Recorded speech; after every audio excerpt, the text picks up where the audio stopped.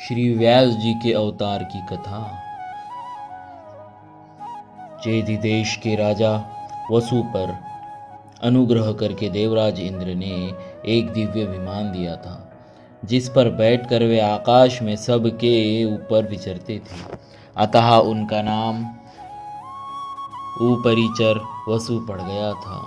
एक बार राजा उपरिचर वसु अपनी ऋतुस्नाता पत्नी गिरिका को, जिसने पुत्रोत्पत्ति की कामना से उचित समय पर समागम की प्रार्थना की थी, उसे छोड़कर मृगया के लिए वन में चले गए। वन में ऋतुराज वसंत की अद्भुत शोभा देखकर राजा को कामोद्दीपन हुआ, जिससे उनका वीर्य स्खलित हो गया। राजा ने यह विचार कर कि मेरा वीर्य भी व्यर्थ न जाए और रानी का ऋतुकाल भी व्यर्थ न हो, अतः वटपत्र कुटक में रख कर एक बाज पक्षी के द्वारा उस वीर्य को रानी के पास भेजा। संयोगवश मार्ग में एक दूसरे बाज से संघर्ष हो जाने के कारण यह वीर्य यमुना नदी में गिर गया, जिससे ब्रह्मा जी के शाप से मछली रूप धारिणी अद्रिका नाम की अप्सरा भी गई। और कालांतर में जब मत्स्यजीवी मल्लाहों को जाल में वह मछली फंसी और पेट को चीरा, तो उसमें अत्यंत सुंदर एक पुत्र और एक कन्या रत्न को पाया। मछुआरों ने उन दोनों संतानों को राजा उपरिचर वसु को निवेदन किया। राजा ने पुत्र तो स्वयं ले लिया, जो आगे चलकर मत्स्य नामक बड़ा धर्मात्मा राजा हुआ। कन्या के शरीर से मछली की गंध आती थी, अतः उसे दासराज नामक मल्लाह को सौंप दिया। वह रूप के साथ साथ सत्य से युक्त थी, अतः उसका सत्यवती नाम पड़ा। एक बार तीर्थ यात्रा के उद्देश्य से विचरने वाले महर्षि पराशर ने उसे देखा, तो शुभ संयोग देखकर बुद्धिमान पराशर ने उसके साथ समागम की इच्छा प्रकट की।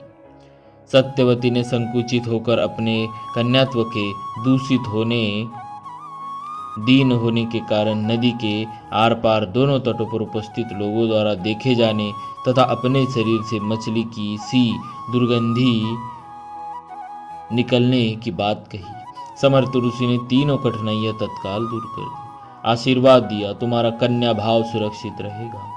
शरीर से सुंदर सुगंधी निकलेगी, जो 1 योजन तक फैलेगी, और कुहरा की सृष्टि कर चारों ओर अंधेरा कर दिया।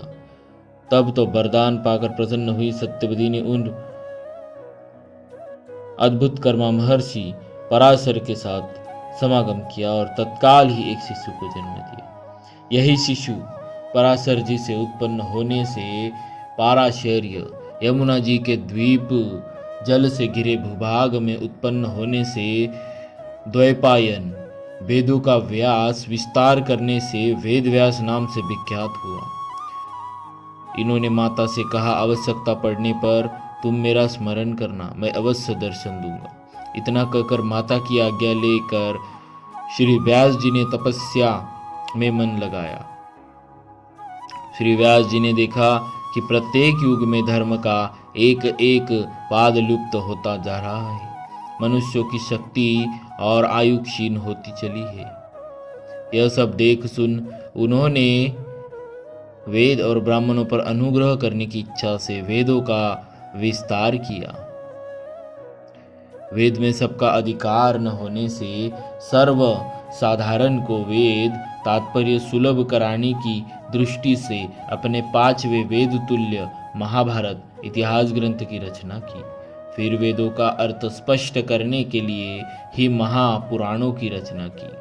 परंतु मन में जैसी शांति चाहिए वैसी शांति नहीं होने से अपने को अकृतार्थ सा मानकर खिन्नता को प्राप्त श्री व्यास जी ने देवर्षि नारद जी की प्रेरणा से श्रीमद् भागवत महापुराण की रचना कर परम विश्राम पाया।